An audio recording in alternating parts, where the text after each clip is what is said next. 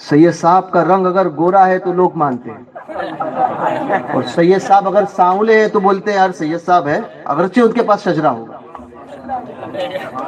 یہ بھی ہوتا ہے. ہاں سمجھے. تو یہ حال ہے کہ یعنی وہاں پہ بھی ہم جو ہے وہ ناپتے ہیں کہ یار یعنی سیادت کا معاملہ بھی معاذ اللہ. اور وہ سید صاحب غریب ہے تو سید تو بالآخر سید ہے نا.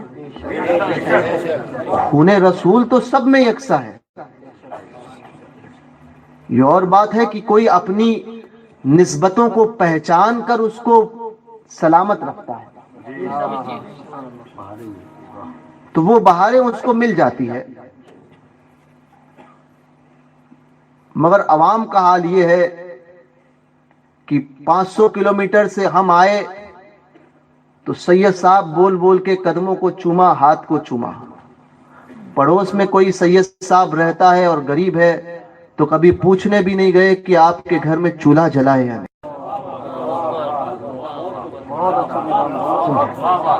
یہ حال ہے.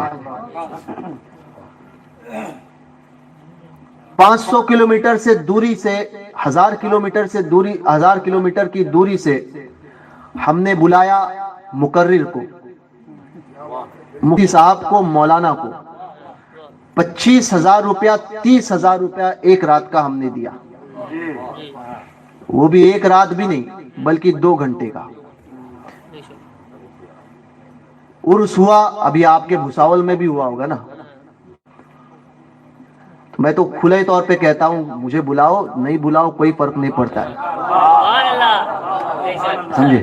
کیونکہ الحمدللہ اگر سال کے 365 دن بھی دے دوں نا تو اس وقت غوث پاک کا کرم ایسا ہے کہ 365 دن فل رہیں گے.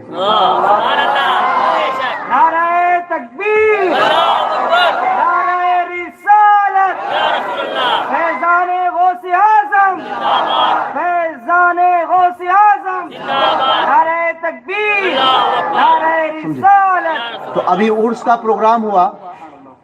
عرس کا پروگرام 10:10 یا 10 بجے ختم.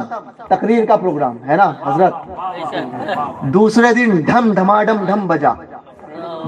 پہلے دن یا دوسرے دن جو بھی ہے 12 بجے تک برابر چلا. وہی لوگ جو کرا رہے ہیں ڈھول بجنے کے لیے پرمیشن برابر آ رہی ہے. مولانا تقریر کر رہا ہے تو کہہ رہے ہیں کہ حضور بولے بہت زیادہ پریشر آ رہا ہے. ایک دن پہلے پریشر نہیں تھا جب ڈھول بج رہے تھے تب.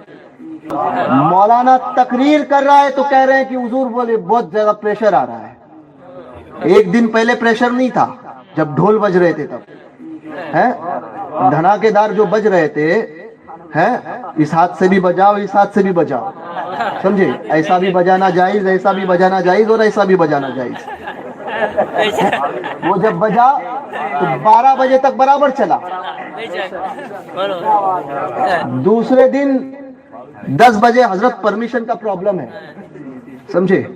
پرمیشن بڑی مشکل سے ملتی ہے، پھر اگلے ٹائم ملے گا نہیں، جلدی جلدی کروا دیجئے. تو یہ حال 30,000 روپے، 50,000 روپے قوال کو بلا کر، وہ بھی چھلا ہوا مکمل، سمجھے. ہی ہے یا شی ہے سمجھ میں نہیں آتا ہے، سمجھے. بال بھی اتنے پیچھے سے بڑے ہوتے ہیں کہ پیچھے سے دیکھنے والا سمجھنے نہیں آئے گا کہ تو چال ہے کہ 30 سال لی ہے، سمجھے. یہ سمجھتا نہیں ہے، سمجھے. تو ذات ہوتا کتنی ذات ہوتی، یہی نہیں سمجھتا ہے. تو سامنے آنے کے بعد میں سمجھتا ہے. ابھی میں ایئرپورٹ پہ آ رہا تھا، ایئرپورٹ سے کہیں پر جو ہے وہ بیچ میں جو ہے فلائٹ سے سفر ہوا میرا، تو گیا تو ممبئی ایئرپورٹ پر. تو ایسا ہوا کہ میرے پیچھے ایک شخص، اب میرے پیچھے ایک شخص تو اس کے بال جو ہے وہ चाइनीज जैसे होते हैं वैसा वो था, छोटा। तो उसके बाल जो है वो ऐसे बंधे हुए थे पूरे, वो आजकल वो हेयर बैंड लगाते हैं लड़के, समझे, और उसके बाद में वो चोटियां वगैरह, तो ऐसे बाल बंधे हुए थे। तो मेरे आगे एक आदमी, मेरे पीछे वो, और बीच में मैं। तो जो जैसे ही चेकिंग कर रहे थे तो मैं थोड़ा देखकर चौंक गया। पहले तो मैं पीछे नहीं देखा, मेरे सामने के जो बाजू वाले लोग थे वो सब उसको देख रहे हैं। मैं बोला यार मैंने तो ऐसा कुछ पहना नहीं है कि जो मुझे देखा जाए। तो मैंने गौर किया तो देखा कि पीछे, तो मैं एकदम चौंका। मैं चौंका कि ये लड़का है कि लड़की है। उसमें से कुछ